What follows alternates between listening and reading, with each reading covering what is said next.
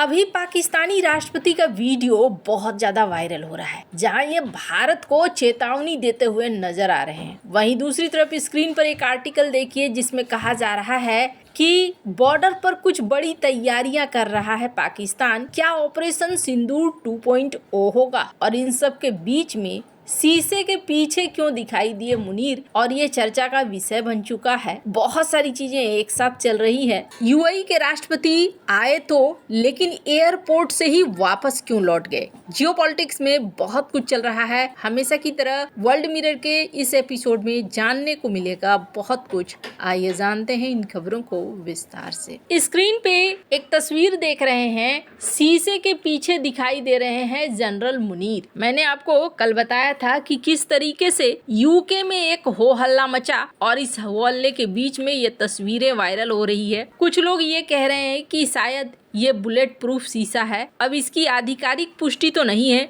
लेकिन हाँ इतना जरूर है कि एक खौफ देखने को जरूर मिल रहा है पाकिस्तान के अंदर, जिसकी वजह से यूके को खास तौर पर इन्होंने नोटिस भेजा कि भाई इस तरीके की चीजें ठीक नहीं है। पर इन सब के बीच में एक और चीज देखने को मिल रही है, या तो पाकिस्तान के अंदर एक डर है कि भारत हमला कर सकता है, या फिर पाकिस्तान तैयारियां कर रहा है। अब ऐसा क्यों कहा जा रहा है? स्क्रीन पर इस आर्टिकल को देखिए। पाकिस्तानी सेना ने कथित तौर पर पीओके के रावलकोट, कोटली, भीमबर सेक्टरों में एलओसी के पास काउंटर अनमेन्ड एरियल सिस्टम तैनात किया हुआ है। ये सिस्टम दुश्मन ड्रोनों को पता लगाने, ट्रैक करने, जैम करने या मार गिराने के लिए डिजाइन किए गए हैं। पाकिस्तानी सेना ने एलओसी पर 30 से अधिक खास एंटी ड्रोन यूनिट स्थापित किए हैं, जो कहा जा रहा है कि इस इलाके की हवाई निगरानी और इलेक्ट्रॉनिक युद्ध क्षमताओं को बढ़ाने के लिए है। कौन कौन से सिस्टम यहाँ पर तैनात किए गए हैं? स्पाइडर काउंटर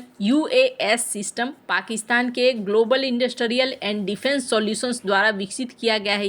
ये रेडियो फ्रीक्वेंसी का उपयोग करके ड्रोनों का पता लगाता है। दूसरा है सुफ्रा जैमिंग गम, कंधे में रखे जाने वाला हथियार जिसकी रेंज करीब 1.5 किलोमीटर है। इसके अलावा पाकिस्तान ने एयर डिफेंस हथियार तैनात किए हैं, जैसे कि रडार समर्थित Oerlikon double barrel anti aircraft gun, Anza MK2 MK3 man portable air defence system, जो कम ऊंचाई पर उड़ने वाले टारगेटों को निशाना बनाते हैं। ये तैनातियां भारत की पश्चिमी सीमा पर सैन्य गतिविधियों पर पाकिस्तान की चिंता को दिखलाता है। और बहुत लोग ये अंदाजा लगा रहे हैं कि कहीं ऑपरेशन सिंदूर 2.0 न हो। खास तौर पर देखने को मिल रहा है कि पीओके को लेकर एक खौफ है और ये तैनातियां पीओके के आसपास खास तौर पर की गई है। और इस तरीके के आभास इनके राष्ट्रपति के भाषण से भी मिलता है। स्क्रीन पर एक वीडियो देख रहे हैं, ये वीडियो इस वक्त बहुत चर्चा में है। पाकिस्तानी राष्ट्रपति आसिफ अली जरदारी, इन्होंने अपनी पत्नी बेनजीर भुट्टो की पुण्यतिथि पर भारत के खिलाफ जमकर बोला है। वैसे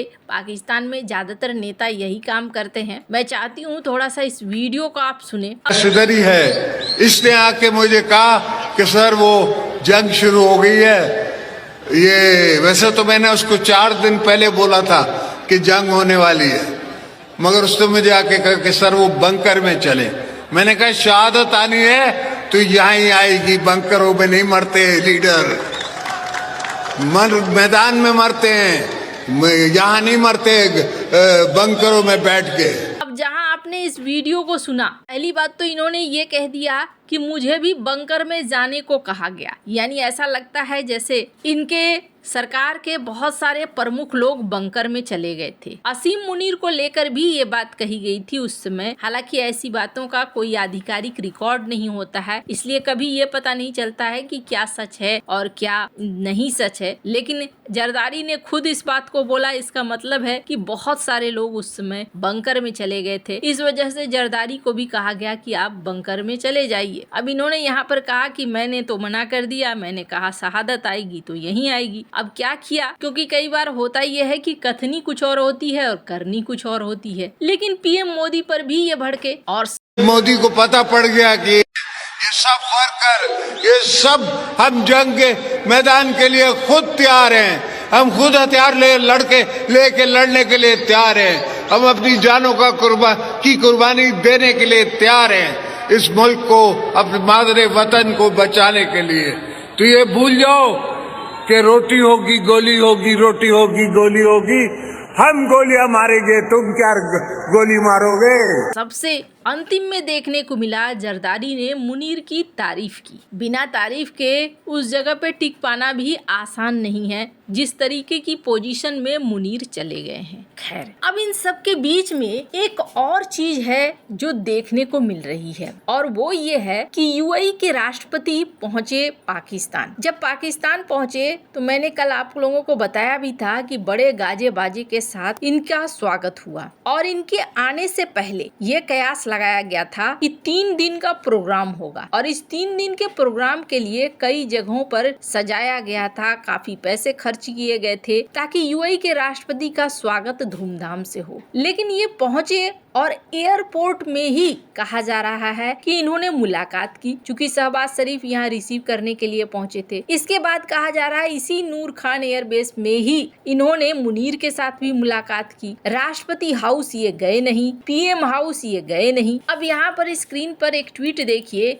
अभी पाकिस्तान की मीडिया की बात करें ना तो पाकिस्तान की मीडिया साफ साफ ये प्रश्न कह रही है कि बताइए आखिरकार जो इतना खर्चा किया गया, यहाँ पर इस्लामाबाद में बिल क्लिंटन जितना भी नहीं रुके यूएई के राष्ट्रपति और वो यहाँ से चले गए। क्यों आखिर चले गए और क्यों आए थे? और अगर मान लो कि वो किसी प्राइवेट यात्रा पर आए थे तो फिर सरकारी खर्चा क्यों किया गया उनके स्वागत के लिए? वैसे तो कहा गया कि कोई खास न तो यहाँ पर चर्चा हुई न एमओयू साइन हुआ, वो एक प्राइवेट मीटिंग में आए थे। अब आपके मन में बहुत सारा सवाल आएगा, प्राइवेट मीटिंग कहाँ से? तो यूएई हो या सऊदी अरब हो, इनके जो प्रिंस वगैरह हैं या किंग है या बड़े अधिकारी है वो अक्सर पाकिस्तान आते हैं। पाकिस्तान में एक पक्षी है जिसका शिकार करने के लिए ये आते हैं, अपना समय बिताने के लिए आते हैं। और ये बात ना आज की नहीं है, 1970 से ये चीजें चलती आ रही है। हमेशा ऐसा ही होता है, साल के कुछ महीने के लिए यहाँ से कई सारे लोग आते हैं, अपने पूरे ग्रुप के साथ आते हैं और यहाँ